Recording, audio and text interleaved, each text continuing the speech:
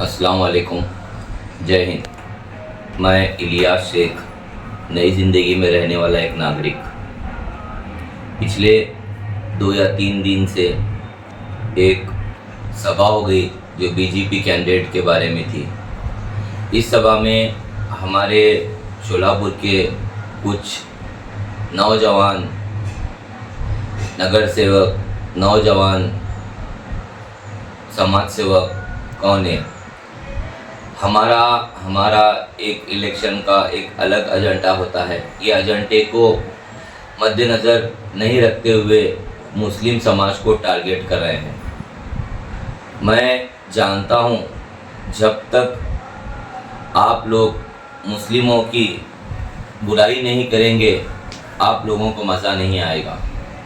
मगर ये भी तो ध्यान में रखो, संविधान सबके लिए हक दिया गया है, ना ही हिंदुओं के लिए ना ही किसी एक मज़हब के लिए। संविधान में तो हक बजा लाने का ही लिखा हुआ है। आपको ये नहीं समझता क्या? शोलापुर जैसे सभी हिंदू मुस्लिम एकत्र मिलकर रहने वाले लोगों को आप उकसा रहे हो।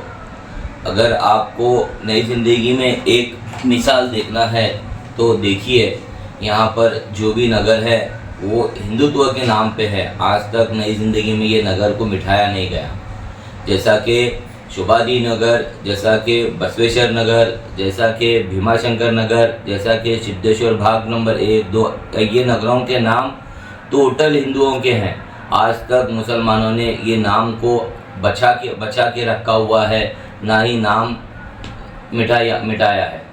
और दूसरी मिसाल आपको दूं, आप सिविल हॉस्पिटल में जाकर देखिए, यहाँ के जो कर्मचारी है वो मिनिमम 25-30% मुस्लिम है, और यहाँ के जो साफ़ सफाई वर्कर है वो मुस्लिम है। यहाँ तक के कोविड पीरियड में जब किसी भी मज़हब के लोग कोविड से डेड हो जाते थे, हमारे एक मुस्लिम कौम के, जिसको आज पूरे शोलापुर, पूरे महाराष्ट्र में पहचाना जाता है, लादिन। ये लादिन ने कभी उस लाश को उठाते वक्त नहीं समझा कि ये हिंदू का है या मुसलमान का है या सिख का है या दलित का है। तो आप कौन होते हो मुसलमानों को नाम रखने वाले? जबकि आज हमारे शास्त्री नगर जैसे इलाके में जो सिविल हॉस्पिटल के बाहर जो भी एम्बुलेंस रहते हैं, जाकर पूछो, मिनिमम 80% शास्त्री नगर की एम्बुलेंस है। यहाँ तक कि आज आप एक बात का नारा लगा रहे हैं कि एमआईएम ने कांग्रेस पार्टी को सपोर्ट किया, एमआईएम ने कांग्रेस पार्टी को सपोर्ट किया। मैं बताता हूँ, मैं बोलता हूँ, मैं कहता हूँ, आपको चैलेंज है, एक भी ऐसी बाइट बताइए, एक भी ऐसी न्यूज़ बताइए कि हम कांग्रेस पार्टी को सपोर्ट किए, या हम इसका मतलब एमआईएम ये पार्टी को सपोर्ट किए, या परिणीति मैडम के बारे में कोई अनाप शनाप शब्द बोले, या परिणीति को सपोर्ट करो ऐसा बोले। अरे तुमको तो डर लग रहा है एमआईएम पार्टी से, तुमको तो डर लग रहा है मुसलमानों से, तुमको तो डर लग रहा है आज गुलबर्गा के इलेक्शन से, तुमको तो डर लग रहा है कर्नाटकों के इलेक्शन से। जब मुसलमान एक हो जाते हैं तो मुसलमानों की ताकत आपको पता चलती है। आपको अगर आपके पास दम है तो मुसलमानों को भी इलेक्शन में लीजिए, मुसलमानों को भी एक खासदार की सीट देकर देखिए। जब समझ में आएगा कि मुसलमान खासदार बगैर किसी कौम के, बगैर किसी मज़हब को टीका करके किस तरह से चुन कर आते हैं। आपको पता है, आपके दादा है या नाना है विष्णुकरण कोटे साहब, कभी ज़िंदगी में मुसलमानों के खिलाफ या किसी मज़हब के खिलाफ नहीं बोले। आपको पता है, आपके और एक पूर्वज है जो महेश कोटे साहब, आज तक मुसलमानों के साथ रहते हैं मगर मुसलमानों के खिलाफ कभी नहीं बोले।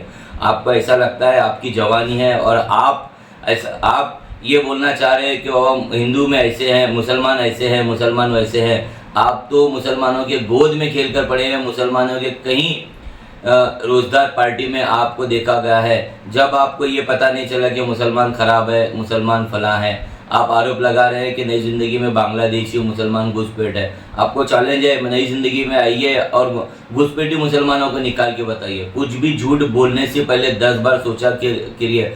आज आपके भी मज़हब के लोगों को पता है कि आप झूठ बोल रहे हैं, आपके भी मज़हब के बच्चों को पता है कि आप उपसाएंगे तो उपसने वाले नहीं हैं। कानून सुविधा ये सबके लिए है, हिंदुओं के लिए भी गुनाह है, मुसलमानों के लिए भी गुनाह दाखिल हो जाता है। मगर बच्चे उपसने से पहले 10 बार सोचिए कि जैसे ये लोग, ये सुवर नाम के जो लोग हैं, अगर ये बोलते हैं तो हम उपसने वाले नहीं हैं। आज वालचंद कॉलेज, आज दयानंद कॉलेज, ऐसे कॉलेज में जाकर देखिए, वहाँ हिंदू मुसलमान के सभी बच्चे एक डेस्क पर बैठकर अपना इल्म लेते हैं। वहाँ कभी ये लोग जातिवाद नहीं करते। जो टीचर सिखाते हैं वो भी हिंदू है, मगर ये कभी जातिवाद पर नहीं आते। ऐसे सुवर नामी लोगों ने जो हिंदू मुसलमान का अपने दिमागों में जहर भरा है, ऐसे लोगों के वास्ते जो शोलापुर की आब हवा जो ख़राब हो रही है, मैं विनती करता हूं कि शोलापुर के नौजवानों से, ताकि आप हिंदू मुसलमान ना देखे, आप होशियार हैं, आपको किसको वोट करना है किसको नहीं आपको अच्छी तरह पता है। मैं इतना बोलकर 2 शब्द करता हूं। जय हिंद, जय भारत।